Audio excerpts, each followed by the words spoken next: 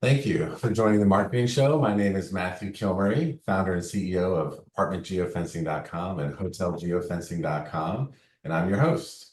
We've got an exciting show today on a topic that's often overlooked but is massively important.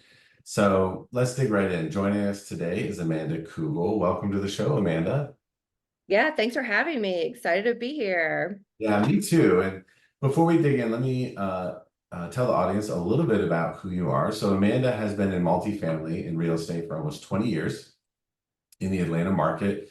She's always been on the sales and marketing side of the business, starting out on site as a leasing consultant, selling advertising for sources including Apartment Finder and Apartment Guide, and then in marketing roles for property management companies based in the DC area, working with properties of all asset classes.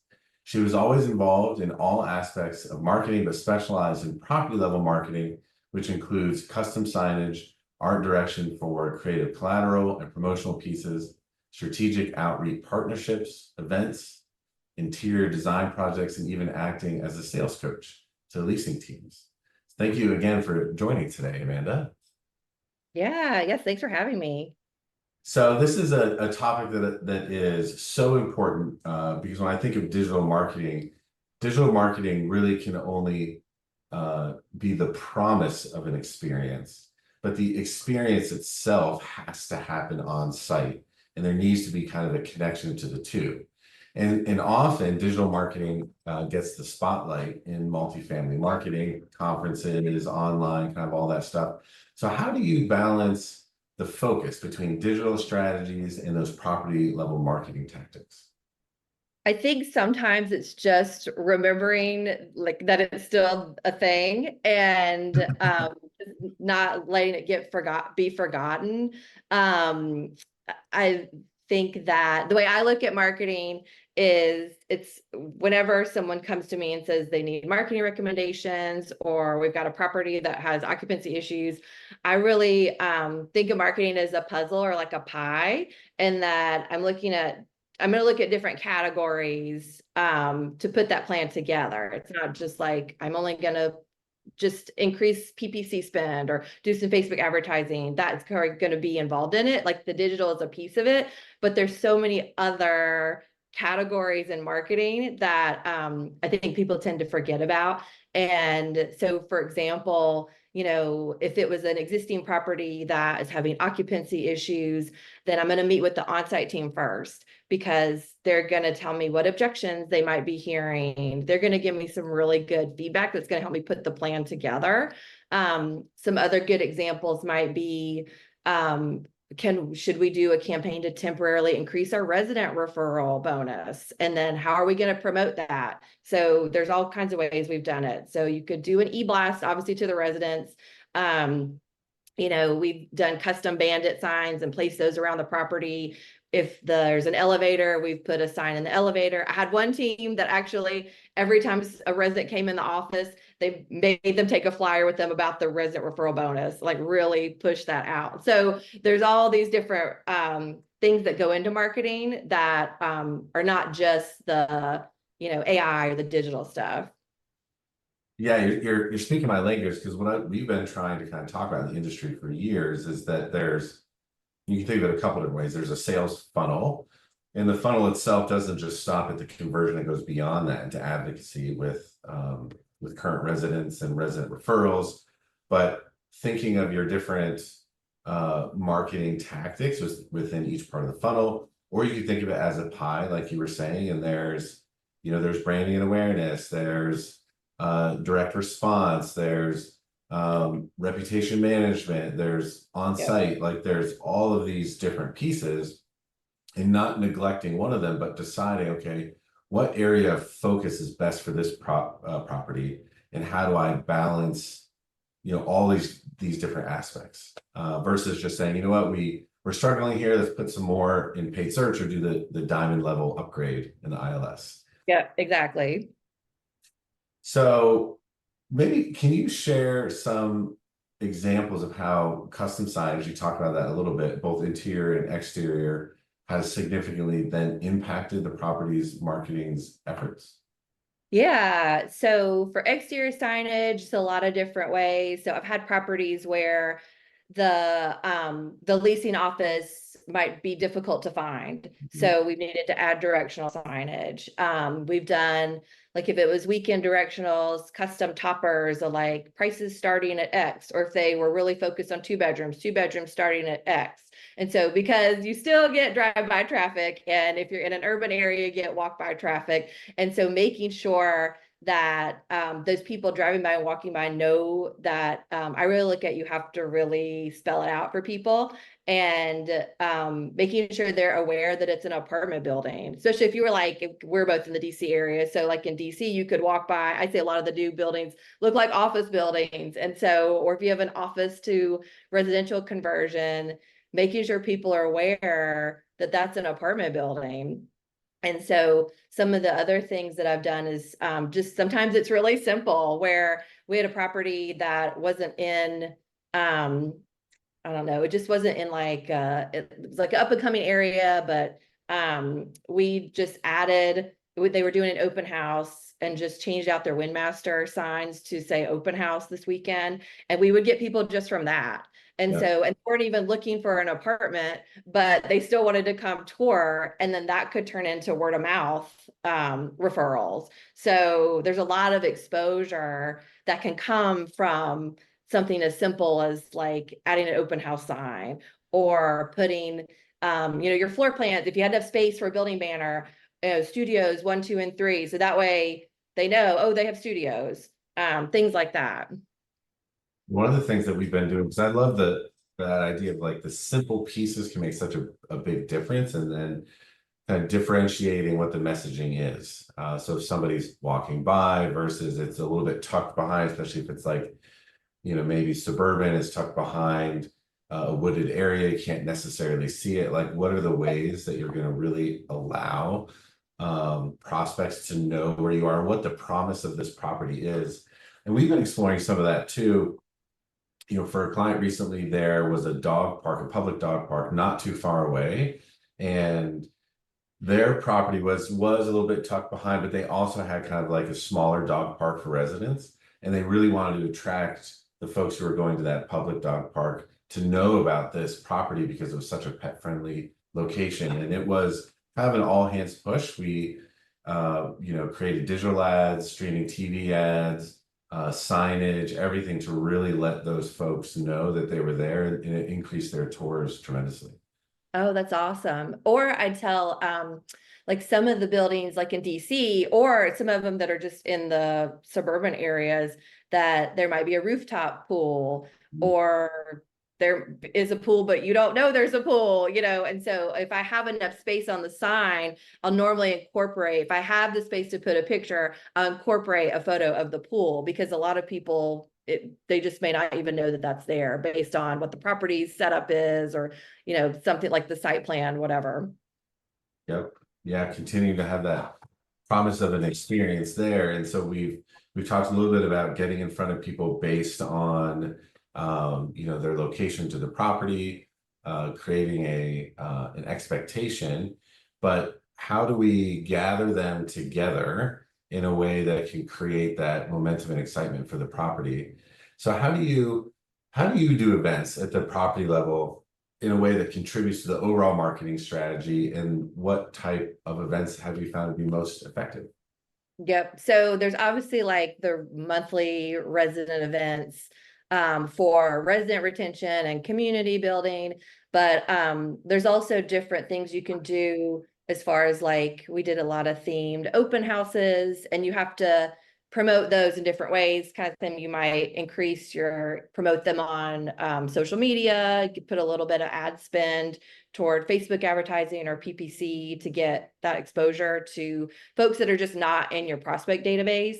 But then, but also you have to think of all the ways you're going to promote that. So kind of the weekend directional signage and bandit signs and things like that. But then other events you can do, there's different, in this area in particular, I'm sure it's like this in other markets, but we've had success where there are event companies that do the big grand opening events, and it's not as much of a trend anymore. Some properties still do them. What I've found now is they'll kind of take some of that spend, that same amount of spend, and have smaller events throughout. And those companies typically have these large databases of people that it just gets additional exposure to the property. So it gets those people there, gets the awareness out about the building. They do a big promotional push for the event. In addition to that, you can invite your current residents or your VIP list if it's your prospect database, if it's a new construction. And then some other good examples would be like I had a property one time where ULI, we had them host one of their just our ULI event, and we incorporated property tours into that event. And so that was just, it's just additional, even though those people may not necessarily be looking for an apartment, but it's additional exposure. And then same thing with those big grand opening events, like they kind of have different activations throughout the building that keeps people moving throughout. So they'll do like a drawing will be in the model, so you can enter to be in a drawing. And then if you go to the rooftop, there's live music will be there. So they kind of spread it out throughout. It's very strategic to make sure they're getting people moving throughout the building, seeing the amenity spaces, and then seeing the apartments themselves. Yeah, I love that idea. I saw one that was so effective as like a scavenger hunt because this building was kind of sprawling. A lot of their amenities were, in different areas. And so they did like a scavenger hunt so that people would get that full experience throughout the building, to really, understand what this property had to offer. And events for me are always a great way to like build a list, right? We're always trying to build a list, especially in the new construction phase where we want that momentum. We want a lot of folks there for some of the initial tours that we're going to be doing to reach out to, so we can really fill up the pipeline, the sales pipeline for the leasing consultants. Yep. Um, And also here, like we have business improvement districts, so the bids for all the different neighborhoods in Northern Virginia and DC. And it's in their best interest to promote the properties within the bid district. So we've had Capital Riverfront bid at one point did it was called a rooftop hop. And so it was all of the properties that had these awesome rooftops, because that's a waterfront neighborhood.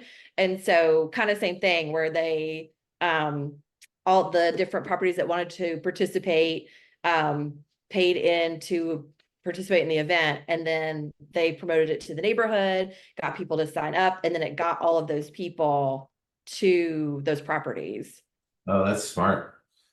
That's smart. And one other way I was thinking of like bridging the gap between digital and IRL, real life, is we use geofencing often. I just posted about it recently to target local events to promote the property. Yeah, I saw that. Very smart. And when we have like a good list of local events, what we can start to see are the types of events that are attracting more prospects than others. And then thinking about aligning some of the events that you're going to do with the types of events where people, have the engagement was much higher on the digital ads, so that you can, say, oh, these types of events are bringing in a lot of prospects. Let's have a similar themed event so we can kind of connect the two. Yeah, that's awesome. So my last question here is a two-parter. So we talk about now we're coming into the building. How do you approach interior design and staging for the properties that you work with, especially if there's any kind of challenging amenities and floor plans? And then with that, can you share some some information, a case study where interior design and staging played a pivotal role in the success of leasing that property? Yes. So I find that a lot of new construction sometimes will have like the buildings have funky angles, or they're not traditional square apartments. And so with that, I find that prospects sometimes have a hard time envisioning like how to set up their stuff in the apartment. And that's where we've done a couple of different things. I had one property where we had a studio that they had an entire stack of those. They had a really hard time getting them leased. And so we actually just went to IKEA and got a bunch of different stuff to furnish it, and just had furniture in it so that people could see like, oh, this is where I could put a sofa, this is where I could put my bed, like things like that. And then they leased them all pretty quickly right after that. And then what's another good example? Hang on, I have my notes to make sure I don't. Oh, and then another property, it was the same property. We actually did a social media contest because they wanted ideas and we wanted pictures to show prospects of how to set up some of the stuff, because it was where some of the floor plans had like angles and had big columns if it was on a corner, and people were they were struggling to, even the team was kind of struggling to give people ideas on how to set it up too. And so we held a social media contest on show us how you decorate your apartment, and that provided some good pictures to show prospects. And then at that same property, they have a lot of the floor plans had that like one-sided kitchen that is popular now in new construction. And so what we ended up doing with that is we went to Wayfair and bought a really nice movable island, and just anyone that and put it in the apartment. Anyone that leased that apartment can keep the island. And so we leased a lot of apartments that way. We bought a lot of islands. So I love hearing all of this, because for all of my digital marketer friends listening in, this is how the promise of of the digital marketing messaging that we're sending out meets the actual experience of the resident, and the two really do have to be combined. I was talking to Amanda before our call about experience I had when I was working at Bizzuto. I would sometimes tour with Tom Bizzuto, and I was in charge of all the digital marketing for these properties. But getting on site and seeing the actual experience that a prospect would have was second to none. And just watching him kind of get out, look at everything from the landscaping to the signage. If there was a cigarette butt on the ground, he would pick it up and walk it inside and hand it to somebody who worked there. And then even connecting with, HR and training and development, because the leasing consultants themselves are the ones who are providing that service and that experience.